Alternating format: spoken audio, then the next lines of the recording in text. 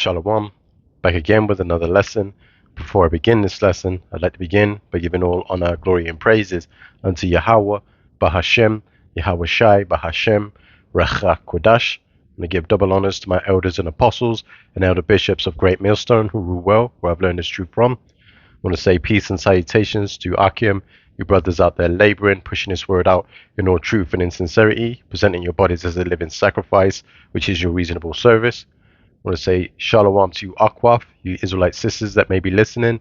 Also to you Israelites that are scattered across the four corners of the earth. You may look like these other nations, but your seed line goes back to Abraham, Isaac, and Jacob, which is the chosen seed line. Shalom.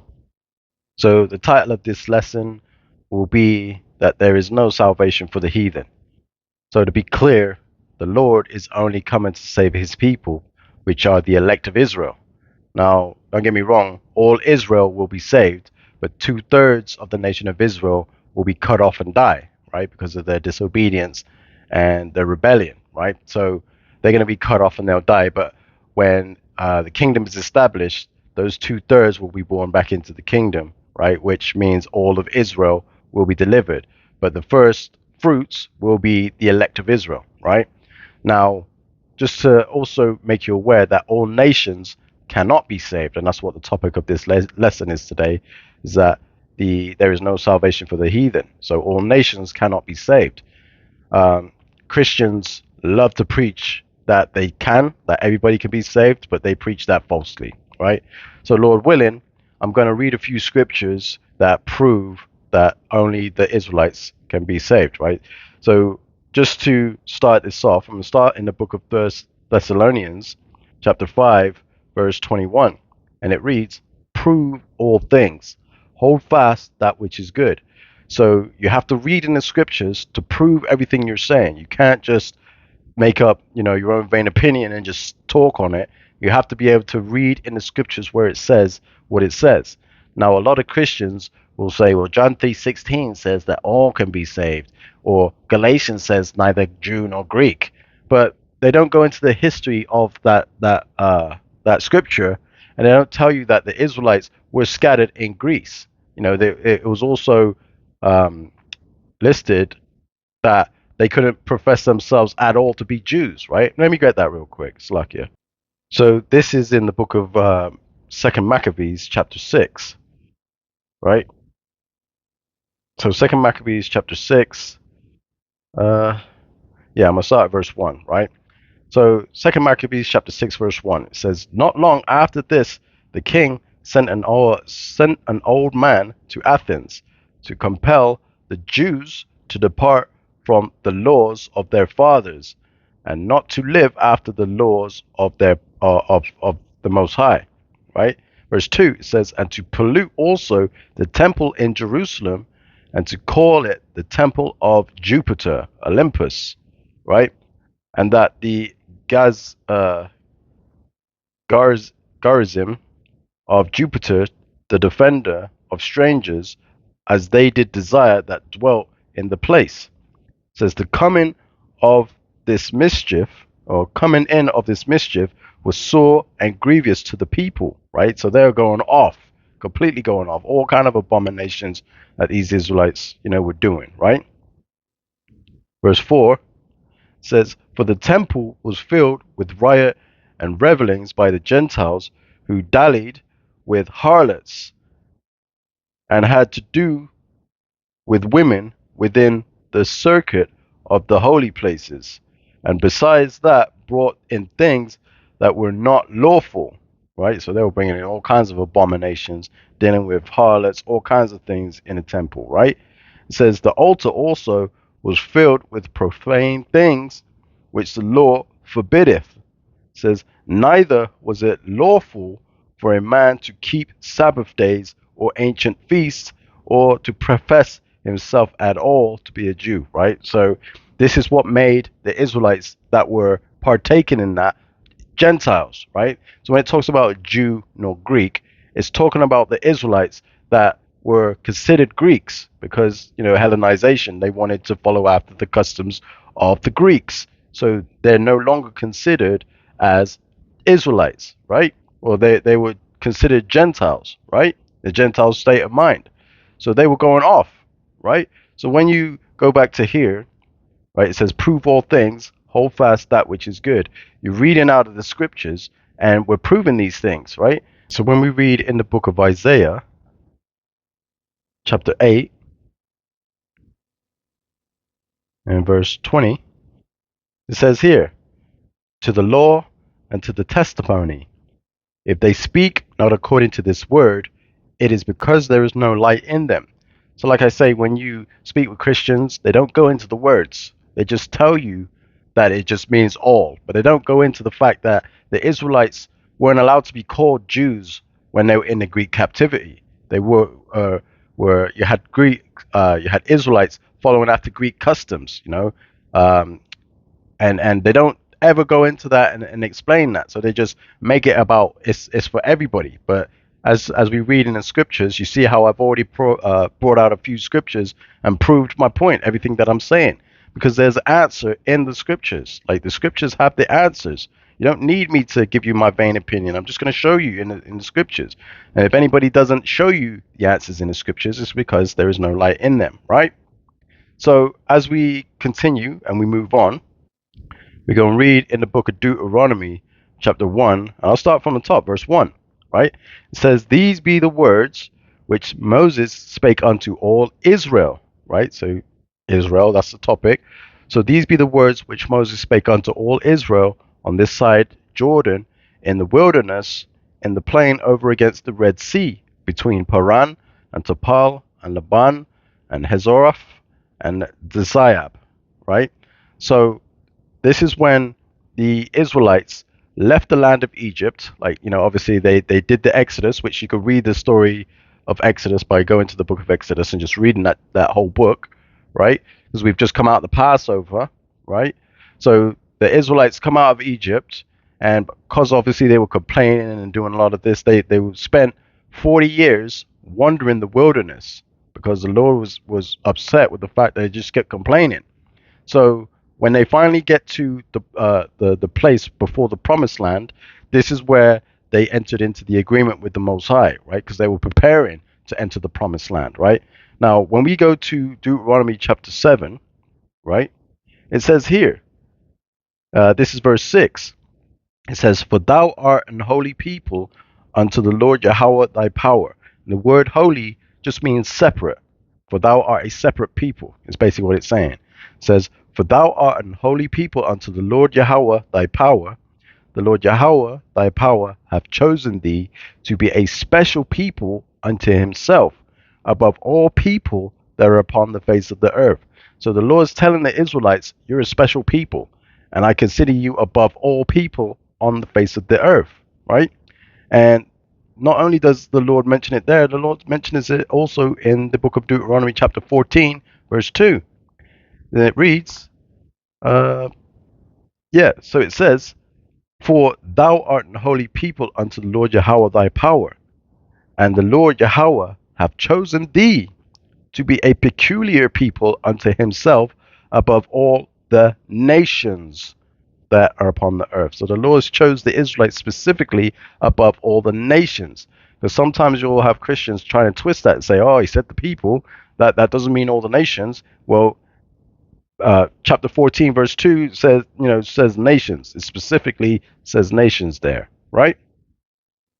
So just to set a little reminder, we had the Deuteronomy chapter 1 verse 1. It talks about Moses and the Israelites coming out of Egypt and being in the wilderness 40 years, and then obviously preparing to enter the promised land, right? And then the Lord is telling the Israelites that they're the special people above all people, and they're a peculiar people above all nations, right? Now, as we continue, and I'm going to skip fast forward a little bit, jump down to the 28th chapter. So this is the book of Deuteronomy, chapter 28. And as you can see at the top, it says blessings in Gerizim, right? So verse 1, it says, and it shall come to pass that, and it shall come to pass, if thou shalt hearken diligently unto the voice of the Lord Yahweh thy power, to observe and to do all his commandments, which I command thee this day, that the Lord Yahweh thy power will set thee on high above all nations of the earth. So the Lord is basically telling the Israelites, if you listen to these commandments that I give you, that I give to Moses to give to you, then if you follow them, not only will I bless you, I'll put you on the high above all nations upon the earth, right? So it was destined that the Israelites were always going to be on top because the Lord said it, right? Now, you can read through chapter 28, Deuteronomy chapter 28, verse 1 through 14, and it gives you all the blessings that the Israelites would receive, right? Now, you get to the flip side of that, right? So you see how it says consequences of disobedience, right? So we read verse 15. It says, but it shall come to pass, if thou wilt not hearken unto the voice of the Lord Yahweh thy power, to observe and to do all his commandments and his statutes, which I command thee this day, that all these curses shall come upon thee and overtake thee. So it's almost like entering into a contract. You know, you have a contract, you get this, right? This is what you'll get, the reward you'll get for signing a contract, right? But if you default on that contract or you choose not to follow that contract, then you're going to be punished for it. You know, it's just, it's as simple as that, right? So some of the curses, let's read verse 16, says, cursed shalt thou be in the city, and cursed shalt thou be in the field, right? So we would be a cursed people, right? Now, if we skip through to some of these other curses, right? So I'm going to read, let's see, I'm going to read verse 48. So it reads, therefore thou shalt serve thine enemies, which the Lord Yahweh shall send against thee, in hunger and in thirst, and in nakedness, and in want of all things. And he shall put a yoke of iron upon thy neck until he have destroyed thee. So the Lord sent these nations against us to put us in the conditions that we went through history, right? They just voted in the UN Council that the transatlantic slave trade was the most worst atrocity to happen in human history. The Assembly will now take a decision on draft resolution A/80/L48 entitled Declaration of the Trafficking of Enslaved Africans and Racialized chattel enslavement of Africans as a gravest crime against humanity. Those in favor of the draft resolution A/80/L48, please signify. The result of the vote is as follows. In favor, 123, against 3, abstentions 52. Therefore, draft resolution A/80/L48 is adopted.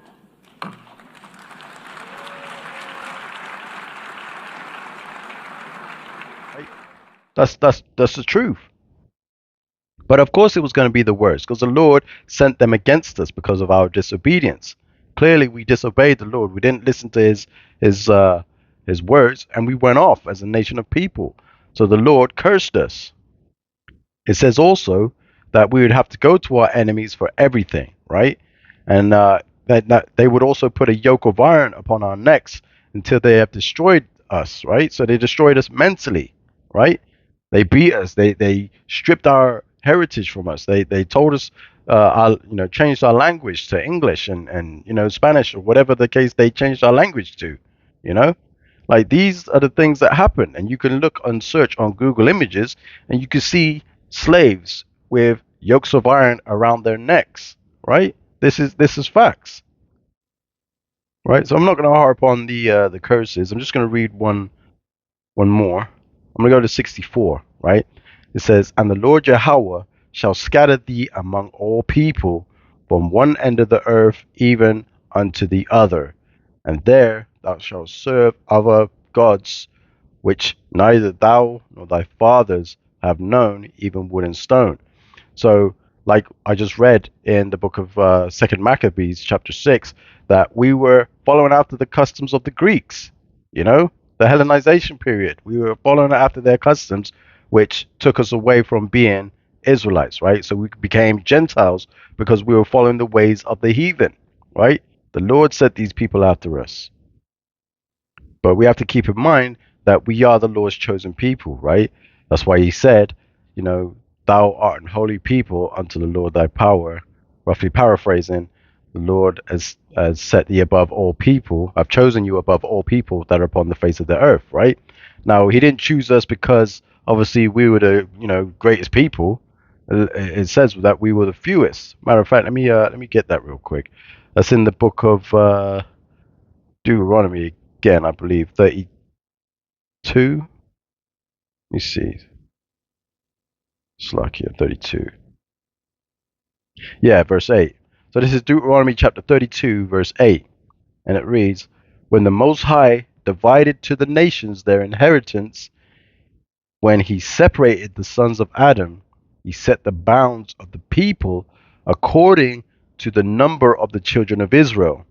For the Lord's portion is his people, Jacob is the lot of his inheritance, right? So there you see, the Lord don't care about these other nations, right? He cares about the Israelites. It's all about the Israelites, right?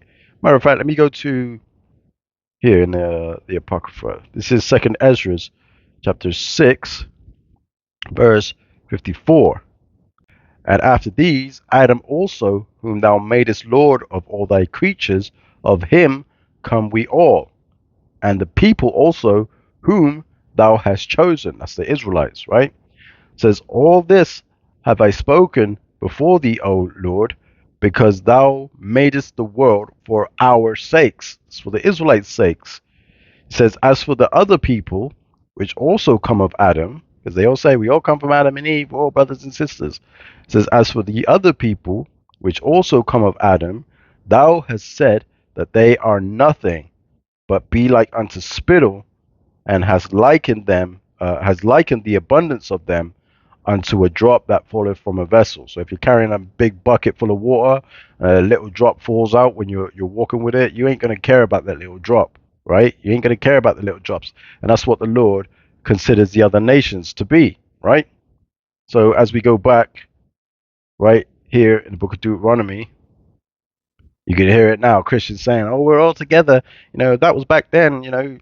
We have to forgive and forget. Forgive and turn the other cheek and all this other stuff. Well, let's see what the book of Proverbs says, right? So Proverbs chapter 11 and 21, right? It says, "Though hand join in hand, the wicked shall not be unpunished, but the seed of the righteous shall be delivered." The seed of the righteous. Who's the seed of the righteous? The Israelites. Right? So matter of fact, let me go to the book of Psalms, chapter 147 and verse 19, right? So it says, he showeth his word unto Jacob. That's the progenitor of the Israelites, right? He showeth his word unto Jacob, his statutes and his judgments unto Israel, right? It says, he have not dealt so with any nation, and as for his judgments, they have not known them. Praise ye the Lord Yahweh, right? So it says it as clear as day there that he's only dealing with the Israelites. When it even mentions the other nations, it says he have not dealt so. He's not dealt with the other nations. It says he have not dealt so with any nation. As for his judgments, they have not known them, right? So the other nations have not known the judgments of the Lord. You haven't been through slavery. You haven't been through the curses, right? So who's going to be delivered from the curses? The Israelites, right? The Israelites are going to be delivered, not the other nations. You can't put us through slavery and expect to receive the same reward that the Israelites are going to receive, right? You can't put us through all the atrocities and the hardships that we've been through as the nation of Israel, the true nation of Israel, and then expect that you're just going to sail off into the sun and live in peace forever. No, you're going to have to deal with your punishment first, right? And I can already hear it. A lot of Christians saying, "Oh, well, what about the love of Jesus? You ain't preaching the love of Jesus." Man, first of all, his name ain't Jesus. That name means absolutely nothing. The Son of the Most High's name is Yahweh Shai, which means he delivers or he saves. That was his purpose. The name Yahweh is the name of the Father, which means he exists, right? So as we continue, I'm going to read a scripture in the book of Matthew, right? And this is I'm going to start at verse 1, or Matthew chapter 1, verse 21, right? And it reads, "And she shall bring forth a son," and that she that is referring to is Mary, Yahushai's mother, right? It says, "And she shall bring forth a son, and thou shalt call his name Yahushai, for he shall save his people from their sins," right? So nobody else is going to save his people. That's a possessive pronoun. His people, that's a possessive pronoun, right? So what is he delivering his people from? Their sins. So let's read what sin is, right? So First John chapter 3, verse 4, it reads here, "Whosoever committeth sin transgresseth also the law," right? Who received the law? The Israelites, right? It says, "Whosoever committeth sin transgresseth also the law, for sin is the transgression of the law," right? So when you ask a Christian, what does sin mean? What is sin? They say, oh, it's doing anything that's different, doing things that you shouldn't be doing. Or a lot of people in Christianity don't know what the word sin means. They learned that from the Israelites. The ones that know it now know it because of the Israelites, because the Israelites brought out the scripture. As we mentioned, that we prove all things and we read it from the book. So you can see that there's light in us because we're bringing everything out through scriptures, right? So as we continue, I'm going to read in the book of Deuteronomy. I'm going to go back to the book of Deuteronomy, chapter 30 and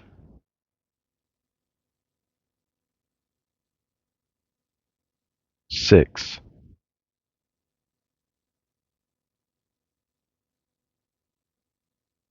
and 7, right? So it reads, this is Deuteronomy chapter 30, verse 6.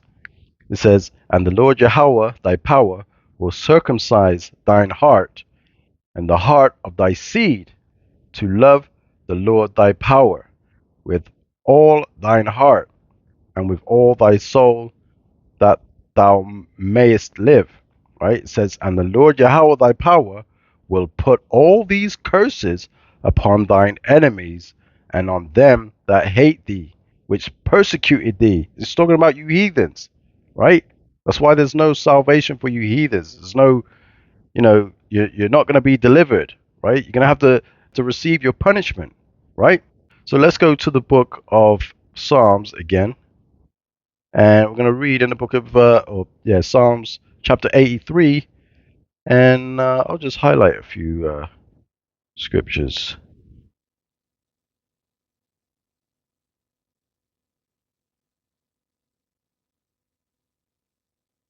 Um, we'll read down to 8.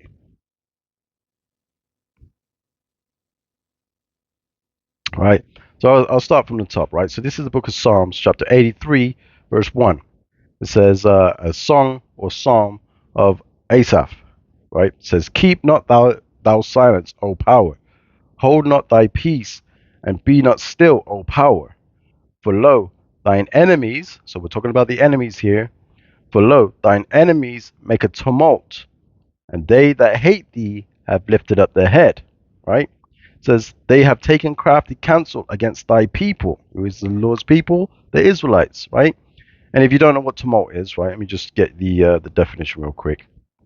Right, so a tumult is a loud, confused noise or disorderly commotion, typically caused by a large crowd. Right, so it's a large crowd, discussing, the Israelites. Right, it says, "They that hate thee have lifted up their head." Right, it says, "They have taken crafty counsel against thy people and consulted against thy hidden ones." The hidden ones are the Israelites, as I just mentioned.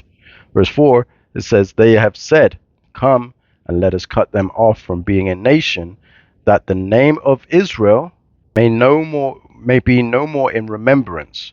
Right? So they took our heritage away from us, right? During slavery, they beat it out of us, right? It says, "For they have consulted together with one consent. They are confederate against thee." So, confederate. Let's see what confederate is. A confederate is an ally, accomplice, an associate, united with others for a common purpose. So all these other nations that were against us, which is all the other nations, which is going to list off here, as we continue reading, right? They were confederate against us. They were all in alliance. That's why the heathen will not receive salvation, right? It says, verse 6, it says, the tabernacles of Edom, public enemy number one, the Edomites, right? It says, and the Ishmaelites, the Arabs, of Moab, and the Hagarenes, Gabal, and Ammon, and Amalek. That's an Edomite. That's the chief house of the Edomites, right? The head tribe of the Edomites is Amalek. We know them because they've been bombing, you know, uh, uh, Palestine and Iran with America, right? It says the Philistines with the inhabitants of Tyre. It says Assur also is joined with them. They have holpen the children of Lot, Selah, right? So again, there you have it. You see, the enemies are being listed here. And these are all the nations that are going to be judged by the Lord. They're going to receive them curses and they're going to be put in slavery, right? Right? I'm just going to get a couple more scriptures because I think the point's been made. But this is the book of Revelation, right? Revelation chapter 2, verse 25. It says, but that which ye have already, hold fast till I come. And he that overcometh and keepeth my works unto the end, to him will I give power over the nations. And it says here in verse 27, and he shall rule them with a rod of iron, as the vessel of a potter shall they be broken into shivers, or broken to shivers, even as I received of my father. So the heathen, it ain't looking good for them. It ain't looking good for them, right? Another one in the book of Psalms, right? Psalms chapter 2, right? 7 and 8.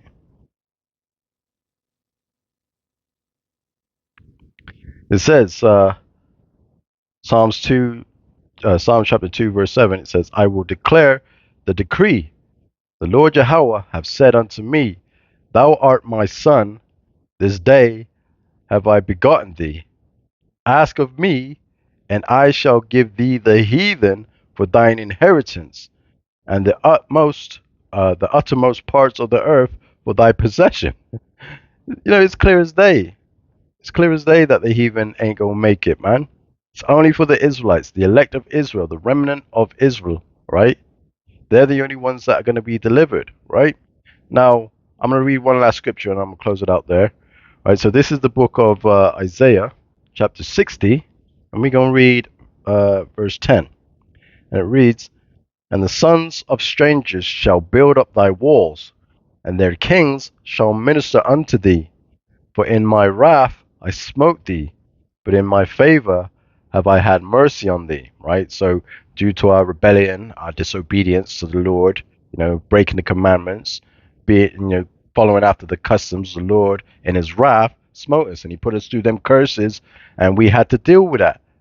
When we, read in the book of Psalms, chapter 147, verse 19 and 20, it said he shows his word unto Jacob, but he have not dealt so with any other nation. And as for his judgments, they have not known them. That's roughly paraphrasing, right? So the other nations didn't experience that. The Israelites did, right? So it says, I'll read verse 10 again. It says, and the sons of strangers, which are the heathen, the other nations, and the sons of strangers shall build up thy walls, and their kings shall minister unto thee.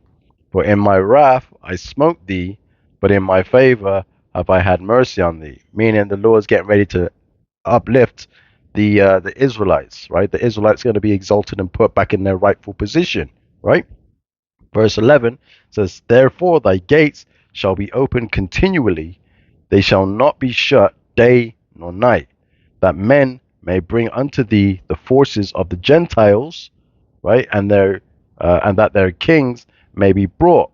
It says, for the nation and kingdom that will not serve thee shall perish, right? Because obviously the Israelites are going to have absolute power, going to rule with a rod of iron. If we decide, hey, you ain't receiving rain, you ain't getting rain. It's that simple, right? Because we're going to have complete dominion, right? It says, for nation and kingdom that will not serve thee shall perish. yet those nations shall be utterly wasted, right? They shall be utterly wasted, as is written. So I'm going to leave it there.